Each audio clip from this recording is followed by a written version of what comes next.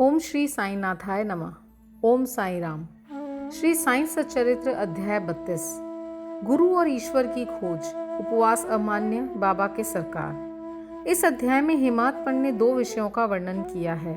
Number 1, किस प्रकार बाबा की अपने गुरु से भेंट हुई और उनके द्वारा ईश्वर दर्शन की प्राप्ति कैसे हुई। नंबर 2, श्रीमती गोखले जो 3 दिन से उपवास कर रही थी को पूरन पोली का भोजन कैसे कराया। प्रस्तावना। श्री हेमादपंत वटवृक्ष का उदाहरण देकर इस गोचर संसार के स्वरूप का वर्णन करते हैं। गीता के अनुसार वटवृक्ष की जड़ें ऊपर और शाखाएं नीचे को चारों ओर फैली हुई हैं। उदर मूल मद शाखम, गीता 15वां अध्याय श्लोक 1। इस वृक्ष के गुण, पोषक और अंकुर इंद्रियों के भोग्य पदार्थ हैं। जड़ें जिनका कारणीभूत कर्म है वे सृष्टि के मानवों की ओर फैली हुई है। इस वृक्ष की रचना बड़ी ही विचित्र है। न तो इसके आकार, उद्गम और अंत का ही भान होता है और न ही इसके आधार का। इस कठोर जड़ वाले संसार रूपी वृक्ष को नष्ट करने के लिए किसी बाह्य मार्ग का अवलंबन करना अत्यंत आवश्यक है, ताकि इस असार संसार में आवागमन से मुक्ति प्राप्त हो। इस पथ पर अग्रसर होने के लिए किसी योग्य दिग्दर्शक गुरु की नितांत आवश्यकता है। चाहे कोई कितना ही विद्वान अथवा वेद और वेदांत में पारंगत क्यों न हो, वे अपने निर्दिष्ट स्थान पर नहीं पहुंच सकता जब तक कि उसकी सहायतार्थ को योग्य पथ प्रदर्शक न मिल जाए, जिसके पद चिन्हों का अनुसरण करने से ही मार्ग में मिलने वाले खंडरों, खंदकों तथा हिंसक प्राणियों के भय से मुक्त हुआ जा सकता है। और इस विधि से ही असार संसार यात्रा सुगम तथा कुशलतापूर्वक पूर्ण हो सकती है। इस विषय में बाबा का अनुभव जो उन्होंने स्वयं बतलाया वास्तव में आश्चर्यजनक है। यदि हम उसका ध्यानपूर्वक अनुसरण करें तो हमें निश्चय ही श्रद्धा, भक्ति और मुक्ति प्राप्त होगी। अन्वेषण। एक समय हम 4 सहयोगी मिलकर धार्मिक एवं अन्य पुस्तकों का अध्ययन कर रहे थे। इस प्रकार प्रबुद्ध होकर हम लोग ब्रह्म के मूल स्वरूप पे विचार करने लगे। एक ने कहा कि हमें स्वयं की ही जागृति करनी चाहिए, दूसरों पर निर्भर रहना हमें उचित नहीं। इस पर दूसरे ने कहा, जिसने मनोनिग्रह कर लिया है वह धन्य है, हमें अपने संकीर्ण विचारों व भावनाओं से मुक्त होना चाहिए, क्योंकि इस संसार में हमारे अतिरिक्त और कुछ भी नहीं है। तीसरे ने कहा कि यह संसार सदैव परिवर्तनशील है, केवल निराकार ही शाश्वत है, अतः हमें सत्य और असत्य में विवेक करना चाहिए। तब चौथे स्वयं बाबा ने कहा कि केवल पुस्तकीय ज्ञान से कोई लाभ नहीं, हमें तो अपना कर्तव्य करते रहना चाहिए। दृढ़ विश्वास और पूर्ण निष्ठा पूर्वक हमें अपना तन, मन, धन और पंच प्राणादि सर्वव्यापक गुरुदेव को अर्पण कर देने चाहिए। गुरु भगवान है, सबका पालनहार है। इस प्रकार वाद विवाद के उपरांत हम चारों सहयोगी वन में ईश्वर की खोज पर निकले। हम 4 विद्वान बिना किसी से सहायता लिए केवल अपनी स्वतंत्र बुद्धि से ही ईश्वर की खोज करना चाहते थे। मार्ग में हमें एक बंजारा मिला जिसने हम लोगों से पूछा कि हे सज्जनों, इतनी धूप में आप लोग किस ओर प्रस्थान कर रहे हैं। प्रत्युत्तर में हम लोगों ने कहा कि वन की ओर। उसने पुनः पूछा, कृपया यह तो बतलाइए कि वन की ओर जाने का उद्देश्य क्या है। हम लोगों ने उसे टालमटोल वाला उत्तर दे दिया। हम लोगों को निरुद्देश्य सघन भयानक जंगलों में भटकते देखकर उसे दया आ गई। तब उसने अति विनम्र होकर हम लोगों से निवेदन किया कि आप अपनी गुप्त खोज का हेतु चाहे मुझे न बतलाएं, किंतु मैं प्रत्यक्ष देख रहा हूँ कि मध्याह्न के प्रचंड मार्तंड की तीव्र किरणों की उष्णता से आप लोग अधिक कष्ट पा रहे हैं। कृपया यहाँ पर कुछ क्षण विश्राम कर जलपान कर लीजिए। आप लोगों को सुहृदय तथा नम्र होना चाहिए। बिना पथ प्रदर्शक के इस अपरिचित भयानक वन में भटकते फिरने से कोई लाभ नहीं है। यदि आप लोगों की तीव्र इच्छा ऐसी ही है तो कृपया किसी योग्य पथ प्रदर्शक को साथ ले लें। उसकी विनम्र प्रार्थना पर हम ध्यान न देकर आगे बढ़े। हम लोगों ने विचार किया कि हम स्वयं ही अपना लक्ष्य प्राप्त करने में समर्थ हैं। तब फिर हमें किसी के सहारे की आवश्यकता नहीं है। जंगल बहुत विशाल और पथहीन था। वृक्ष इतने ऊंचे और घने थे कि सूर्य की किरणों का भी वहां पहुंच सकना कठिन था। परिणाम यह हुआ कि हम मार्ग भूल गए और बहुत समय तक यहाँ वहां भटकते रहे। भाग्यवश हम लोग उसी स्थान पर पुनः जा पहुंचे जहां से पहले प्रस्थान किया था। तब वही बंजारा हमें पुनः मिला और कहने लगा कि अपने चातुर्य पर विश्वास कर आप लोगों को पथ की विस्मृति हो गई है। प्रत्येक कार्य में चाहे वह बड़ा हो या छोटा, मार्गदर्शक आवश्यक है। ईश्वर प्रेरणा के अभाव में सत्पुरुषों से भेंट होना संभव नहीं। भूखे रहकर कोई कार्य पूर्ण नहीं हो सकता। इसलिए यदि कोई आग्रह पूर्वक भोजन के लिए आमंत्रित करे तो उसे अस्वीकार न करो। भोजन तो भगवान का प्रसाद है, उसे ठुकराना उचित नहीं। यदि कोई भोजन के लिए आग्रह करे तो उसे अपनी सफलता का प्रतीक जानो। इतना कहकर उसने भोजन करने का पुनः अनुरोध किया। फिर भी हम लोगों ने उसके अनुरोध की उपेक्षा कर भोजन करना अस्वीकार कर दिया। उसके सरल और गूढ़ उपदेशों की ओर ध्यान दिए बिना ही मेरे 3 साथियों ने आगे प्रस्थान किया। अब पाठक के अनुमान करें कि वे लोग कितने अहंकारी थे। मैं क्षुधा और तृषा से अत्यंत व्याकुल था ही। बंजारे के अपूर्व प्रेम ने मुझे आकर्षित कर लिया। यद्यपि हम लोग अपने को अत्यंत विद्वान समझते थे, परंतु दया एवं कृपा किसे कहते हैं उससे सर्वथा अनभिज्ञ ही थे। बंजारा था तो एक शूद्र, अनपढ़ और गंवार, परंतु उसके हृदय में महान दया थी, जिसने बार बार भोजन के लिए आग्रह किया। जो दूसरों पर निस्वार्थ प्रेम करते हैं, सचमुच में वे ही महान हैं। मैंने सोचा कि इसका आग्रह स्वीकार कर लेना ज्ञान प्राप्ति के हेतु शुभ आह्वान है, और मैंने इसी कारण उसके दिए हुए रूखे सूखे भोजन को आदर व प्रेम पूर्वक स्वीकार कर लिया। शुद्धा निवारण होते ही क्या देखता हूँ कि गुरुदेव तुरंत ही समक्ष प्रकट हो गए और प्रश्न करने लगे कि ये सब क्या हो रहा है। घटित घटना मैंने तुरंत ही उन्हें सुना दी। उन्होंने आश्वासन दिया कि मैं तुम्हारे हृदय की समस्त इच्छाएं पूर्ण कर दूंगा, परंतु जिसका विश्वास मुझ पर होगा, सफलता केवल उसी को प्राप्त होगी। मेरे तीनों सहयोगी तो उनके वचनों पर अविश्वास कर वहां से चले गए। तब मैंने उन्हें आदर सहित प्रणाम किया और उनकी आज्ञा मानना स्वीकार कर लिया। तत्पश्चात वे मुझे कुएं के समीप ले गए और रस्सी से मेरे पैर बांधकर मुझे कुएं में उल्टा लटका दिया। मेरा सिर नीचे और पैर ऊपर थे। मेरा सिर जल से लगभग 3 फुट की ऊंचाई पे था। न मेरे हाथों के द्वारा जल ही छू सकता था, न मुंह में ही उसके जा सकने की संभावना थी। मुझे इस प्रकार उल्टा लटकाकर वे न जाने कहाँ चले गए। लगभग 4-5 घंटों के उपरांत वे लौटे और उन्होंने मुझे शीघ्र ही कुएं से बाहर निकाला। फिर वह मुझसे पूछने लगे कि तुम्हें वहाँ कैसा अनुभव हो रहा था। मैंने कहा कि मेरे परम आनंद का अनुभव कर रहा था। मेरे समान मूर्ख प्राणी भला ऐसे आनंद का वर्णन कैसे कर सकता है। मेरा उत्तर सुनकर मेरे गुरुदेव अत्यंत ही प्रसन्न हुए और उन्होंने मुझे अपने हृदय से लगाकर मेरी सराहना की और मुझे अपने संग ले लिया। एक चिड़िया अपने बच्चों की जितनी सावधानी से लालन पालन करती है, उसी प्रकार उन्होंने मेरा भी पालन किया। उन्होंने मुझे अपनी शाला में स्थान दिया। कितनी सुंदर थी वह शाला। वहाँ मुझे अपने माता पिता की भी विस्मृति हो गई। मेरे समस्त अन्य आकर्षण दूर हो गए और मैंने सरलता पूर्वक बंधनों से मुक्ति पाई। मुझे सदा ऐसा ही लगता था कि उनके हृदय से ही चिपके रहकर उनकी ओर निहारा करूं। यदि उनकी भव्य मूर्ति मेरी दृष्टि में न समाती तो मैं अपने को नेत्रहीन होना ही अधिक श्रेयस्कर समझता। ऐसी प्रिय थी वह शाला कि वहां पहुंचकर कोई भी कभी खाली हाथ नहीं लौटा। मेरी समस्त निधि, घर, संपत्ति, माता पिता या क्या कहूँ, वे ही मेरे सर्वस्व थे। मेरी इंद्रियां अपने कर्मों को छोड़कर मेरे नेत्रों में केंद्रित हो गईं और मेरे नेत्र उन पर। मेरे लिए तो गुरु ऐसे हो चुके थे कि दिन रात मैं उनके ही ध्यान में निमग्न रहता था। मुझे किसी भी बात की सुध न थी। इस प्रकार ध्यान और चिंतन करते हुए मेरा मन और बुद्धि स्थिर हो गए। मैं स्तब्ध हो गया और उन्हें मानसिक प्रणाम करने लगा।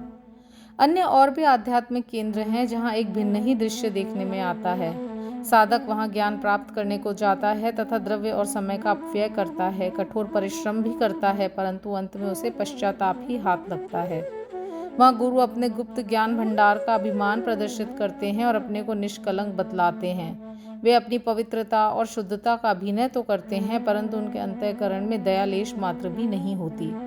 वे उपदेश अधिक देते हैं और अपनी कीर्ति का स्वयं ही गुणगान करते हैं, परंतु उनके शब्द हृदय भेदी नहीं होते, इसलिए साधकों को संतोष प्राप्त नहीं होता। जहाँ तक आत्मदर्शन का प्रश्न है, वे उससे कोसों दूर होते हैं। इस प्रकार के केंद्र साधकों को उपयोगी कैसे सिद्ध हो सकते हैं और उनसे किसी उन्नति की आशा कोई कहाँ तक कर सकता है। जिन गुरु के श्री चरणों का मैंने अभी वर्णन किया, वे भिन्न प्रकार के ही थे।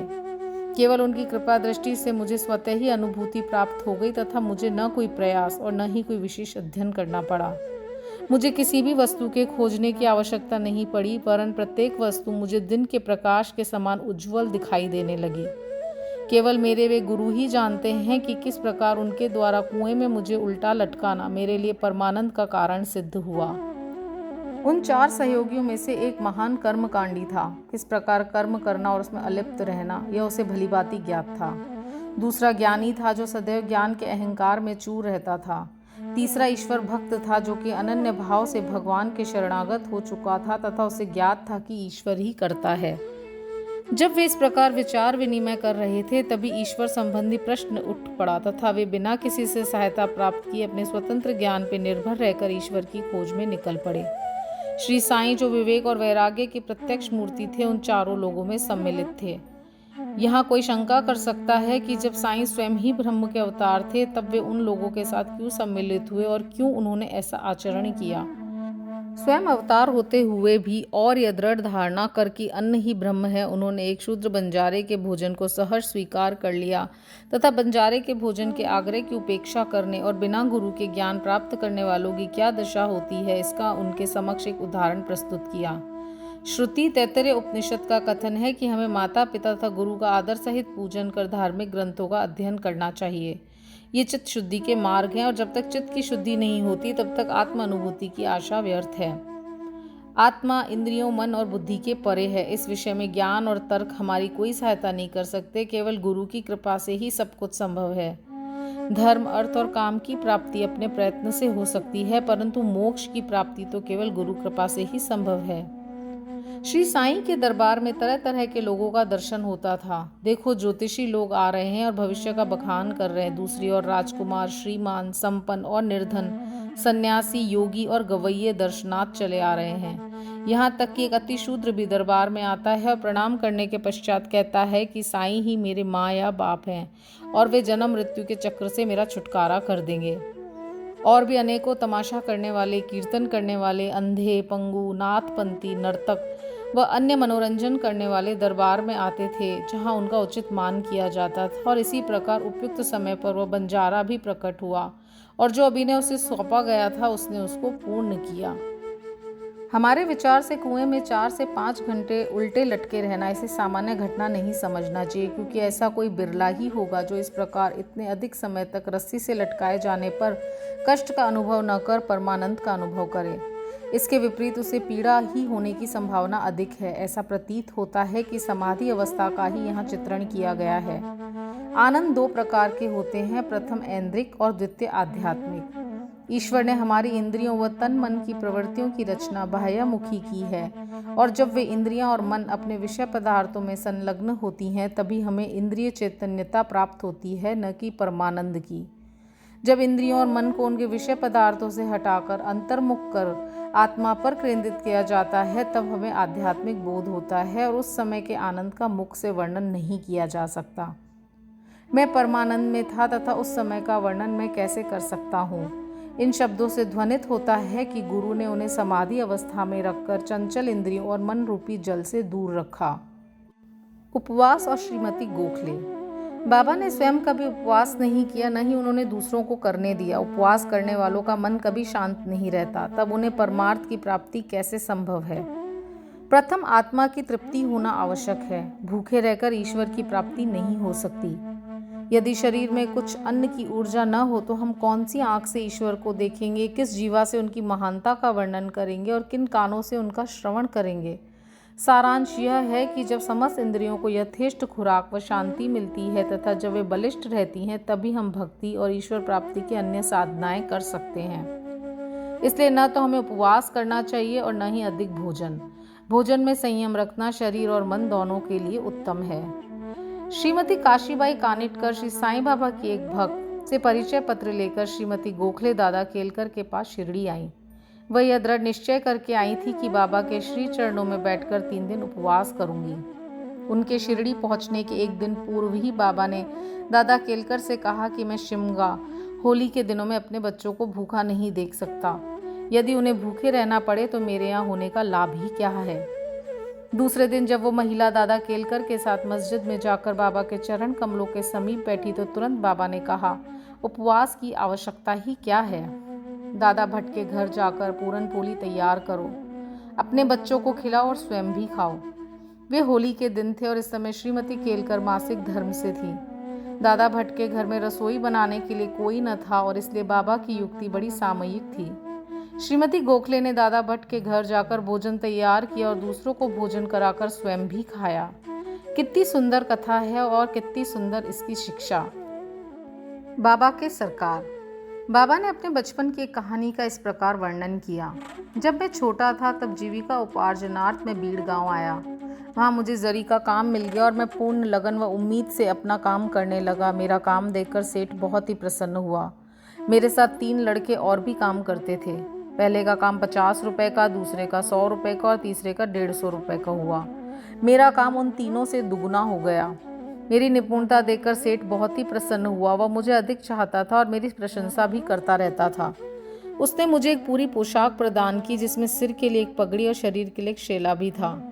मेरे पास वह पोशाक वैसी ही रखी रही। मैंने सोचा कि जो कुछ मनुष्य निर्मित है वह नाशवान और अपूर्ण है, परंतु जो कुछ मेरे सरकार द्वारा प्राप्त होगा वही अंत तक रहेगा। किसी भी मनुष्य के उपहार की उससे समानता संभव नहीं। मेरे सरकार कहते हैं ले जाओ। लोग मेरे पास आकर कहते हैं मुझे दो मुझे दो, परंतु जो कुछ मैं कहता हूँ उसके अर्थ पे कोई ध्यान देने का प्रयत्न नहीं करता। मेरे सरकार का खजाना आध्यात्मिक भंडार भरपूर है और वह बह रहा है। मैं तो कहता हूँ कि खोद कर गाड़ी में भर कर ले जाओ। जो सच्ची माँ का लाल होगा उसे स्वयं ही भरना चाहिए। मेरे फकीर की कला, मेरे भगवान की लीला और मेरे सरकार का बर्ताव सर्वथा अद्वितीय है। मेरा क्या, यह शरीर मिट्टी में मिलकर सारे भूमंडल में व्याप्त हो जाएगा तथा फिर यह अवसर कभी प्राप्त न होगा। मैं चाहे कहीं भी जाता हूँ या कहीं बैठता हूँ, परंतु माया फिर भी मुझे कष्ट पहुँचाती है। इतना होने पर भी मैं अपने भक्तों के कल्याणार्थ सदैव उत्सुक ही रहता हूँ। जो कुछ भी कोई करता है एक दिन उसका फल उसको अवश्य प्राप्त होगा, और जो मेरे इन वचनों को याद रखेगा उसे मौलिक आनंद की प्राप्ति होगी। श्री सद्गुरु साईनाथार्पणमस्तु। शुभम भवतु। ओम साई राम।